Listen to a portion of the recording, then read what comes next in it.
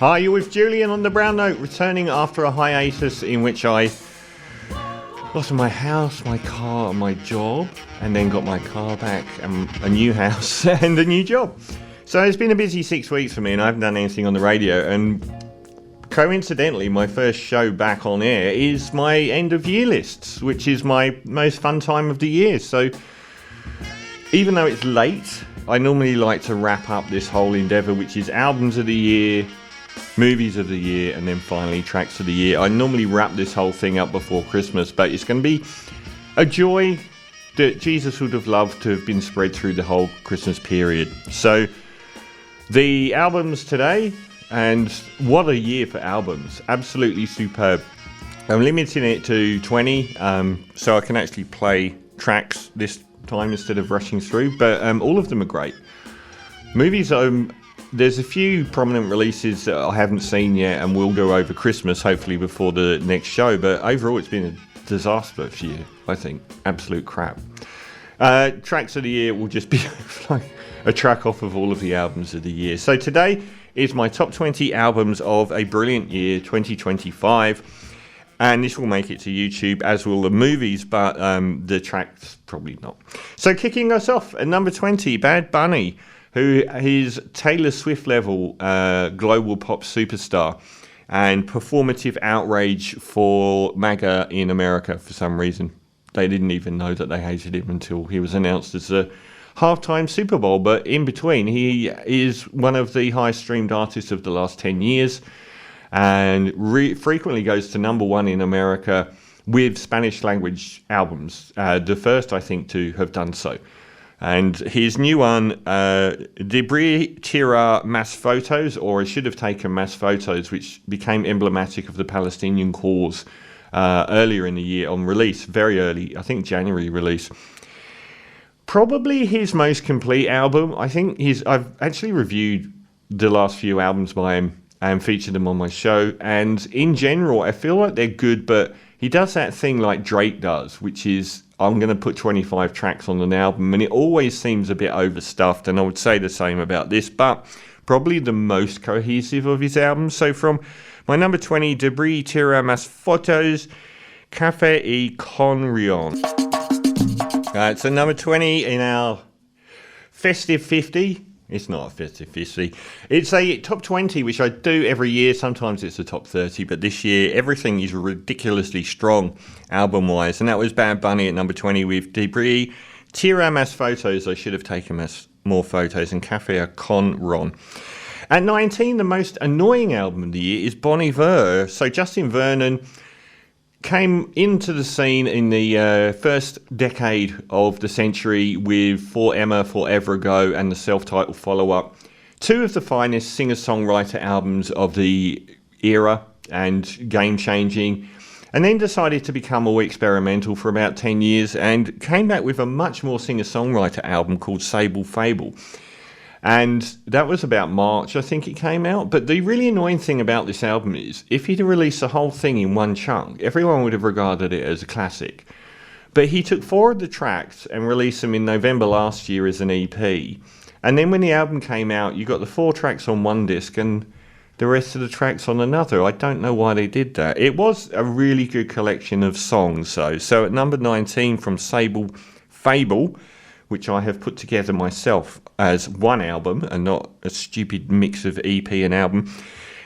Things Behind Things Behind Things, classic Justin Vernon songwriting from Sable Fable at number 19. And that really is Justin Vernon at his For Emma, Forever Ago best, songwriting-wise. Things Behind Things was one of the tracks that did come out a year ago on the EP, but from an excellent album, Sable Fable, Slept On, Taken for Granted at 19 on my list. At number 18, UK electronic music savant Jamie Roberts, better known as Blawan, named after Javanese coffee, no less. He really did come to prominence with our albums, Why They Hide Their Bodies Under My Garage, one of the biggest, grimiest dance tunes of the century so far. And only released an album in 2018, and this is a follow-up called Sick Elixir, Great year for electronic music. I've got at least 3 really prominent electronic albums in my list, and this is one of them. It's also very punishing. It is a very avant-garde, noisy album, and won't appeal to many people. But at number 18, Sick Elixir, and from that, Nos. That's gnarly stuff from Blawan. At number 18, with Sick Elixir, a very punishing avant-garde industrial electronic album. At number 17, another slept-on album in my top 20 albums of 2025, Black Country New Road. So when I started putting my music stuff on YouTube, that was the first review, was Ants from Up There by Black Country New Road, which for a few years was my only new release album that I gave 10 out of 10 to, until last year's winner of my best album and best track of the year, Godspeed You Black Emperor, with No Title, got the same score. That year I had a joint number 1, and this year I've got a joint number 1. So that's the only 2 years, I think, that since I've been doing this show, that I've had joint number 1s. But that year it was Moto Mami by Rosalia, who is back this year, and also Black Country New Road, previous winners of my joint number 1 album of the year. They went through an incredible journey. So they started out as one of the stalwarts of this incredible new British indie music scene, which included bands like Black Midi and Squid, who are also on the list, and Dry Cleaning and Wet Leg, who are rubbish. Great branding, but the music's shite. So Black Country New Road had reached its pinnacle with Ants from Up There, one of the most emotive indie rock records of the century, rightly compared to Arcade Fire's Funeral from nearly 20 years previously, with that amount of outpouring of emotion on their music, and I was blown away by it. Since then, within days of that album coming out, their incredibly iconic lead singer, who was very noted for his warbling singing and incredibly deep lyrics, quit through mental health reasons, and I believe was working in a cake shop at the moment.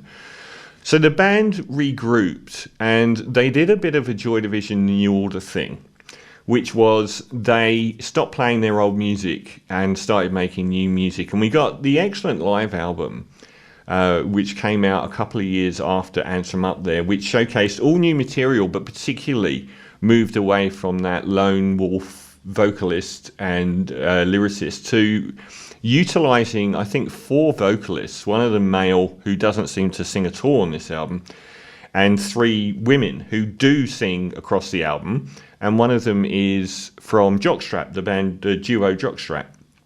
And I saw them live at the Sydney Opera House as well about a year ago, and it was a very different Black Country New Road. This one was, I called them the Harry Potter house band, but it's like a lot of posh girls playing cellos and trumpets and stuff, and singing these incredibly long-form songs. I wish I'd chosen longer songs on the show today, because I'm going to get through it so quickly. Like Moonlight Shadow, if you remember that song, like Dick Turpin on the Highway sort of stuff. And they've developed into this entirely new band, and their first studio album, Forever How Long, was another slept-on album. It was a really good album, and in its mainstay, it had these like 5-6 minute mini operas where they were telling stories about a woman in the night meeting someone at a bar and riding through the wilderness and stuff like that. And I thought it was terrific. So at 17, from Black Country New Road's Forever How Long, this is Salem Sisters. Number 17, that's Black Country New Road. Previous winners of this list, my top 20 albums of 2025, a stellar year for albums for me. And that was Forever How Long, their first studio album after the departure of their lead singer several years ago. And at 16, their compatriots in the new wave of British indie, Squid, who are another massively slept-on band. They came through with Bright Green Field in 2021, which made my albums of the year. And alongside, they were probably closest related to Black Midi, who are sadly no longer with us. Their lead singer is now solo. I don't know why they broke up. Oh Monolith that came out in 2023, I think, is their masterpiece. That was in my top 10 albums of the year. And all the way back in February, they released Cowards, which was slept on. It's just such a good album. And again, is sort of developing their style. I think this is probably up there with their most easy to get into. I think with Black Midi and with Squid, they can be quite challenging musically. But this one was probably a bit easier to digest. And I thought it was fantastic. So Squid at number 16 with the album Cowards, and this is Building 650. Squid at 16 with Cowards, and followed by a fellow Brit they have something in common with. So the cutest girl in pop is Victoria Beverly Walker, who is known as Pink Pantheress, and I have, like Squid, featured all 3 albums that she's released in my top albums of the year. So To Hell With It, which was a mixtape in 2021, Heaven Knows, which was a full-length studio, and Fancy That, this year's album and her most prominent release so far, Good. I would take Pink Pantheress every single day over Sabrina Carpenter or Addison Rae. Her music wipes the floor with this mid-tier dross pop from female solo pop and R&B stars that just keeps getting... Why is Addison Rae in people's albums of the year? It's rubbish, but we elevate it to being this critical thing, like we used to do with Beyonce, making out that it's one of the albums of the year, and FKA Twigs, but that's a different story. But I've loved everything that Pink Pantheress has done, and she has got the most gorgeous faux posh English accent, and looks great as well. She did complain that she didn't have the looks for a star at one point, which is like, well, when she came out with To Hell With It in 2021, we didn't even know her name. So she was a Burial-esque anonymous artist, but seems to be wearing it very well now. From Pink Pantheress at 15, her third in a row, like Squid, in my albums of the year, from Fancy That, which is a mixtape again, rather than a studio album. This is Girl Like Me. Judicious use of one of the best pop songs of the century, Romeo by Basement Jaxx. That's Pink Pantheress at number 15 with Fancy That, her most prominent release yet. Hasn't put a foot wrong in any direction, and that's from Fancy That, that's Girl Like Me. At number 14, the first rap album in the list in what was a very strong year for full-length rap albums, I thought, particularly if you're an old head. I don't know much about Destined Choice Root, who is either JID or JID, but the album he put out, God Does Like Ugly, was one of the high points of the year and didn't appear in anyone's end of year lists, which is very, very strange for me. I'm not quite sure. He's released quite a lot as far as I know. All the way back to 2017, 4 studio albums and then collaborative albums. So God Does Ugly was a really engaging and imaginative ride and easy to digest. Not like Billy Woods is going to appear later in the list with a much more challenging art house sort of take on rap. And this was still from the underground of rap, I guess, a bit. But it was very easy to listen to, and I thought it was fantastic. So at number 14, the first rap album in the list, God Does Like Ugly from JID, and the track will contain swearing, I imagine, Glory. It's JID or JID, I don't even know, from...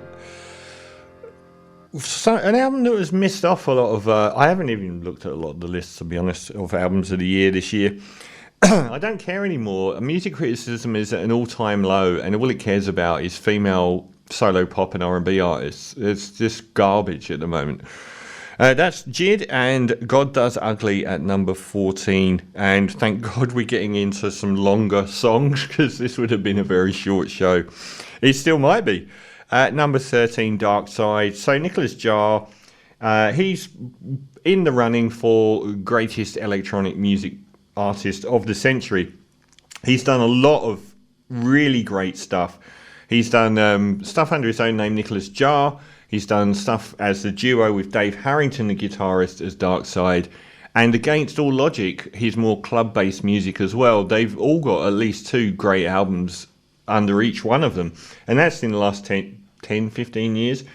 Darkside came on the scene with a really great idea, which was electronic music for people that like Dark Side of the Moon, which is obviously where Darkside came from with Psychic. But Spiral was fantastic.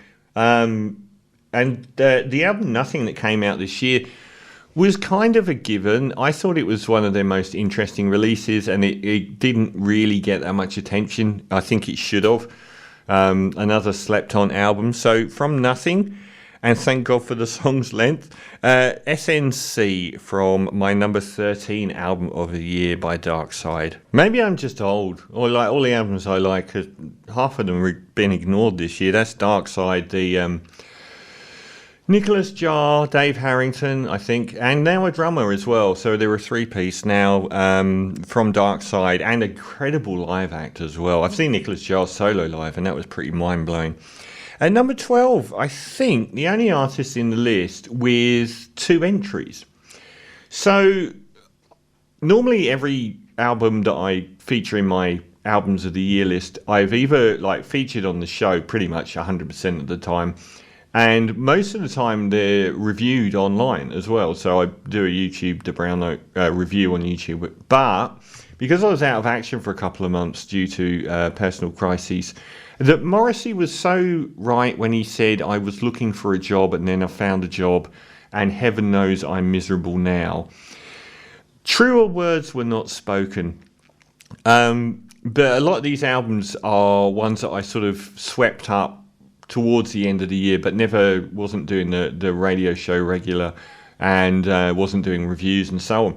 And I got the album by Cameron Winter called Heavy Metal, and I got the album called Getting Killed by Geese, and I did say in my head over and over, the vocals are very similar on these 2 records. Well, Cameron Winter is in fact the vocalist for Geese. I just don't know anything. I'm just not up to date on anything. So anyway, Geese broke through, and we'll come to them later this year with, I think, their 3rd album. But Cameron Winter released a solo album, which is superb, called Heavy Metal. And that has been featuring in a lot of albums of the year lists. A really good singer-songwriter album. It's got its own vibe. It's not really comparable to the Geese album, I don't think, in any way. So it's a fantastic album. At number 12, Heavy Metal from Cameron Winter, and this Can't Keep Anything. Great lyrics, great singing, warbling, and very strong melodies, and nothing like the Geese album at all. That's the lead singer of Geese, Cameron Winter, who had nearly as much acclaim for his own debut solo album as he did for his band's album, which we will get to. Dijon Duenas had a very big year for his 2nd album, I think. So released Absolutely in 2021 and Baby in 2025. A mixture of Prince and Jai Paul and, for some reason, D'Angelo, with really interesting sound stages. He's worked as a producer with very big artists, but this was very much a breakthrough album for him. And from Baby, at my number 11 album, I'm nearly at the halfway stage, and time-wise, close enough, I think. I was worried that this 2-hour radio show would actually be over in an hour, so we're doing all right. At number 11, ending the first half of the show, is Dijon and Baby, and this track, Higher. With Julian on the Brown Notes, counting down my albums of 2025. Next week, which probably will be after Christmas Day, actually, will be my films of the year, in a terrible year for films. Well, not really, but not much. And then my tracks of the year probably will be just after New Year's Eve, which is late, but I did have other stuff going on this year. At number 10, another rap album, but a much more experimental and challenging one, which and a rapper that I've slept on so bad, Billy Woods, who's been releasing music or making music since around the start of the century. And I have featured a couple of Arm & Hammer albums on this show in my albums of the year without realising his vast solo discography and collaborative discography. The album Gollywog was an absolute high point of, I thought, a really good, strong year for some deeper rap albums. Very sort of statement of my life and my upbringing and everything about me. Some challenging stuff on there, stuff about domestic violence, and really good lyrics, really avant-garde production. Reminded me a bit of Danny Brown, sort of when he goes experimental. Superb album at number 10, kicking off the top 10. And from Gollywog, the track Star 87. I've always wondered if that track was related to the movie Star 80, because it's called Star 87. Star 80 was about I think a beauty queen turned model who was murdered by her possessive husband manager in the start of the 80s, which was quite a prominent film. And given the nightmarish quality of that track, it probably possibly is. So that kicked off the top 10 in my albums of the year. Billy Wood's Gollywog at 10. And in a great year for electronic releases, at number 9, it's DJ Rum and Under Tangled Silence. Probably the classiest electronic release of the year. Felix Manuel. It says born in London, but I assume with maybe Portuguese heritage, I'm not really sure, but it has released 3 albums, 7 Lives in 2013, Portrait with Firewood in 2018, most prominent release, Under the Tangled Silence, that featured in a lot of best albums of the year list, and rightly so, and also made virtuistic use of his piano playing, which is obviously a very, very good piano player, merging that with beat-based music. So from DJ Rum at number 9, Under Tangled Silence, and this is L'Ancienne. Actually, I think I said there were 3 electronic albums. I think there's 5. So a great year for electronic music, and none classier than DJ Rum at number 9 with Under Tangled Silence, and that was L'Ancienne. At number 8, the, I think, pivotal experimental indie album of the year, Yahweh Nailgun, or YHWH Nailgun, from Philadelphia and 45 Pounds. They had an incredibly unique take on music. Most of their songs were all 2 minutes, if that, long, and based around this incredible drummer who had this incredibly, I can't remember the terminology for it, but played notes on drums as well as just being a percussive tool. From that 45 Pounds album at number 8, this is Iron Feet. That was Yahweh Nailgun at number 8 in my albums of the year, with their debut 45 Pounds, one of the most interesting soundscapes of the year. At number 7, another electronic album. Is that well, it depends what you call the other remaining electronic album. I'm not sure electronic really covers that one. Daniel Lopatin from Massachusetts in America, up there with Nicholas Jar as one of the most important electronic music acts of the century, releasing dozens of albums since 2007. I've featured many on my show, particularly stuff like Replica, R+7, Garden of Delete, and so on. And he's done soundtrack work as well with the films like Uncut Gems and the recent one, Marty Supreme. All over the shop. And very interesting sort of avant-garde, abstract take on electronic music that fits in with the sort of electronic soundscapes of a lot of soundtrack work that's been done over the last 10, 15 years. I thought his recent album called Tranquilizer might be his best. And he always releases good music, but I think this might be his most engaging album, most commercial, even though it's not particularly commercial, but most outgoing, most referencing other music, other electronic music. I thought it was superb. So at number 7, Oneohtrix Point Never and Tranquilizer, and this track, Modern Lust. That's Oneohtrix Point Never, also known as Daniel Lopatin. And the album Tranquilizer, very prolific artist and one of the most prominent electronic music producers and soundtrack artists of the last 20 years. And that was Tranquilizer at 7. At 6, well, we had Cameron Winter's solo album at 12 called Heavy Metal. And I, like virtually everyone, didn't really know the band Geese. They're on their album number 4. He's the lead singer of Geese, so he's the only person I think in the list with 2 albums. And number 6, Geese Getting Killed, Probably the most acclaimed rock album of the year, I think. Although his own solo album wasn't too far off. I'm not 100% sure on the experimental angle. I find their music really quite engaging and easy to digest. Very, very post Radiohead and The Smile, and even stuff like Car Seat Headrest seems to reference a lot of other music, like relatively short song structures. Certainly not like something like the first Squid album or anything like that. It's really, I thought it was quite easy to listen to, but a fantastic album as well. The title track from the album by Geese, their fourth at number 6, Getting Killed. Geese at number 6 in my albums of the year. Next week I'll do my movies and then my tracks of the year like I do every year. Just a slight delay this time around. And that was Geese Getting Killed, their fourth album at number 6. At number 5, into the top 5, so I will be playing some extra music after the end of the list, because normally I'm rushing through 1 minute snips of the last 10 songs because I've just packed the show with too much, but keeping it to a top 20 and only choosing quite short tracks has meant that I'm in the top 5 with quite a long way to go in the show.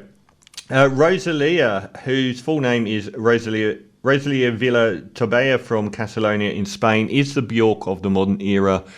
She is a generational talent, a generational singer, incredible voice and incredible artistry as well. Each album seems to be a completely different vibe. Very much an album-based artist when it comes to album releases, not caring at all about prevailing trends in pop music in any way. Shamefully, I've not got her debut Los Angeles from 2017, but El Mal Quiera in 2018 made my list of albums of the year. I love that album.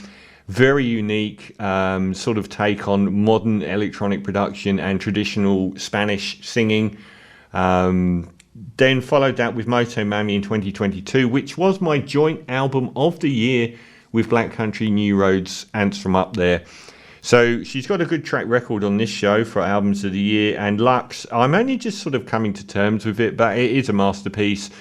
And this time she's gone for an incredible suite of orchestral music that's not like anything else that anyone else is doing. A true generational talent. So at number 5 from Rosalia's Lux album, and this track La Perla. She is a generational talent. She's just phenomenal. Rosalia at number 5, kicking off my top 5 albums of the year with the album Lux and her orchestral journey. It's an amazing journey of an album. And that was La Perla from Lux at 5 by Rosalia. At number 4, one of my all-time favourite bands. In fact, I sort of go backwards and forwards from thinking the greatest rock band in the world is either this band, Swans, or Godspeed You Black Emperor. And based on their last 2 albums, as a line ball call, Michael Gira, who has been the sole member of Swans over their near 40 years, 45 years, of 17 studio albums and probably another 17 collections and live albums on top of that. I listen to them very frequently. They started as a no-wave, brutalist art rock project in the early 80s, making this incredible absolute noise din of the most punishing music. And they are the loudest band I've ever seen. So they have a reputation for their intensity and volume live, which outdoes even Godspeed You Black Emperor. And I can confirm that, having seen them in Sydney a few years ago. Quit for 10 years at the end of the 90s, and then came back with a raft of 2-hour albums in the 2010s, which the high points were Glowing Man, To Be Kind, and The Seer, absolute masterpieces.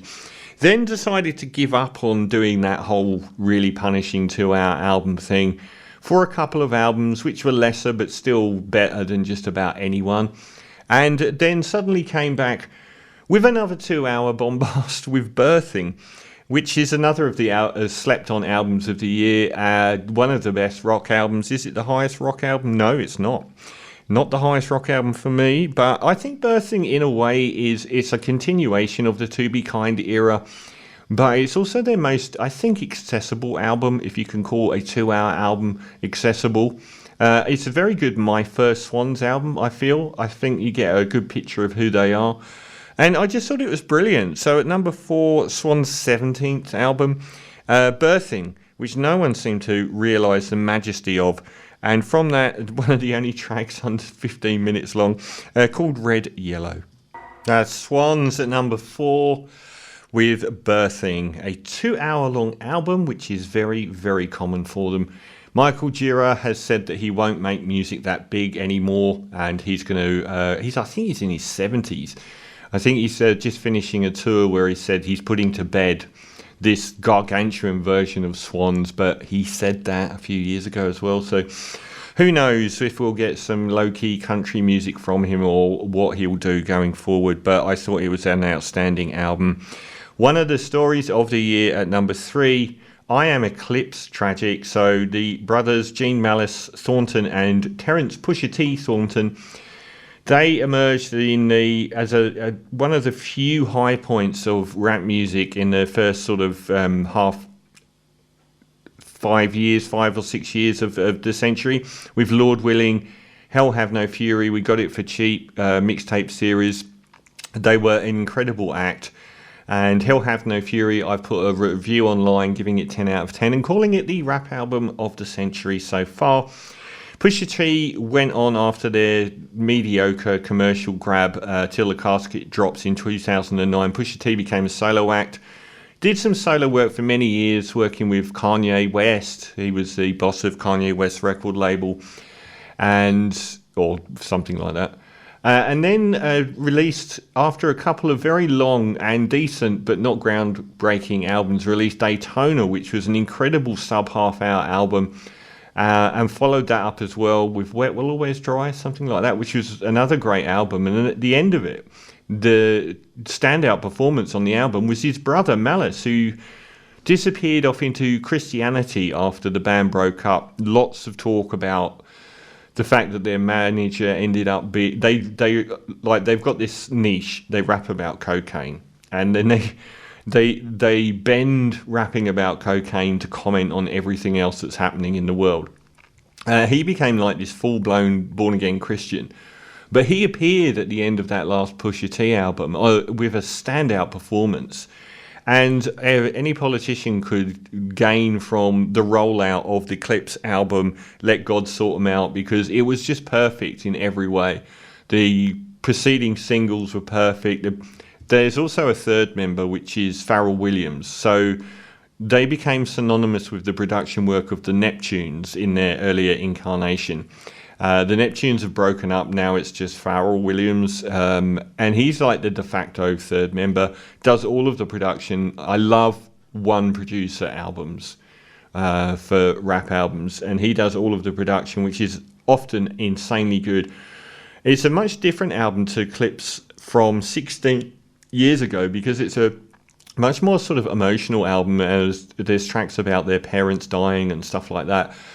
But it is sheer class. It's just the flow of the album is amazing. There's no dud note on it. The Needle Drop guy gave it a 10 out of 10. I gave all my top 3 albums a 9.5 out of 10. I don't think I've done that in any previous year. I've listened to it so much that you can tell that it is a classic, because it just replays. Sooner or later you're going to get bored, but it just replays endless listening.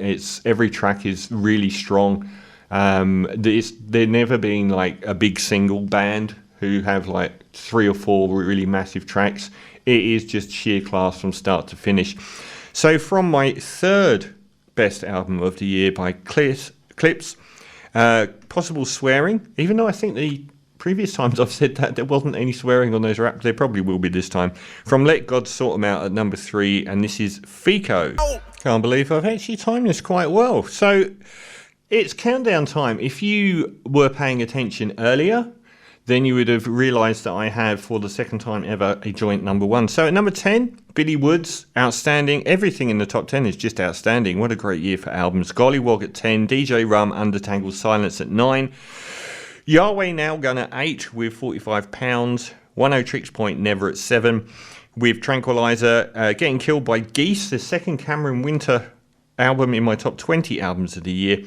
At 5, Rosalia and Lux. At 4, Swans and Birthing. And that one with absolutely top tier lyrics, production and delivery. The return after 16 years of Clips with Let God Sort Them Out. At number 3.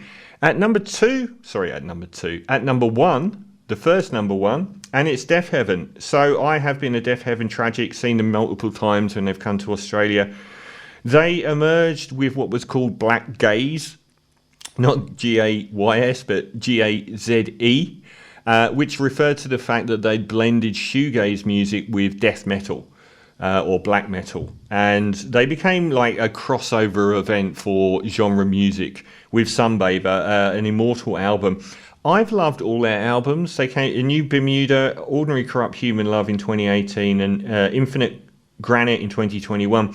I feel by the time of Infinite Granite, people had got used to them and were taking them for granted, and they really had an unexpected rebirth with Lonely People with Power, which is definitely in the running with Sunbather as their best ever work. It felt more like Sunbather. Maybe if they had made Sunbather 10 years later, it would have been that album. It's an amazing work, and all year, if you've listened to this radio show, I would have said constantly that my album of the year goes backwards and forwards between these two, and in the end I just gave up trying to separate them. I think it's an absolute masterpiece, and one of my favourite album covers of all time. So at joint number 1, Deafheaven and Lonely People with Power. So for the first time since Moto Mami by Rosalia and Ants From Up There by Black Country New Road, both acts in my top 20 today, my album of the year is a joint number 1, and that one is the first number 1, Deafheaven, Lonely People with Power. I could have probably chosen a less abrasive track, because a lot of it's actually quite tuneful, but that was Doberman from Deafheaven. So my other one is Lost to Thanica, and the self-titled Lost to Thanica debut album by siblings called Chukwuemeka Condori and Joshua Crampton, who are siblings. They've both got incredibly long discographies I know next to nothing about, but the most my mind has been blown by an album in years. And like I said, I went backwards and forwards, which was the best album of the year. And in the end, I just couldn't choose between Deafheaven and Lost to Thanica. Very, very impressed. For once, Pitchfork magazine actually chose this as their album of the year, which is pretty mind-blowing. No female pop or R&B act at number 1 for a change. So the Lost to Thanica album from 2 veteran electronic music producers sounds like nothing else. I called it Cthulhu house music. There's a review of it online. And some people have said it's one of the only reviews of it on YouTube, which I find completely baffling. It's not on any streaming service. They didn't even master the album, which makes a lot of it incredibly loud and bleeding in noise. But it's as psychedelic as music gets. So from that, Kiwanasax, I don't know. I can't pronounce these names. I think they're Bolivian Americans. And I think actually The Queer People Medicines Are Here is the English of this track, which will play us out. I'll be back with my films of the year next week. I only just started recording that, so apologies if you've just been looking at a blank screen. But Lost to Thanica are my joint number 1 album with Deafheaven this year. And this track, The Queer People Medicines Are Here, will play us out. Adios.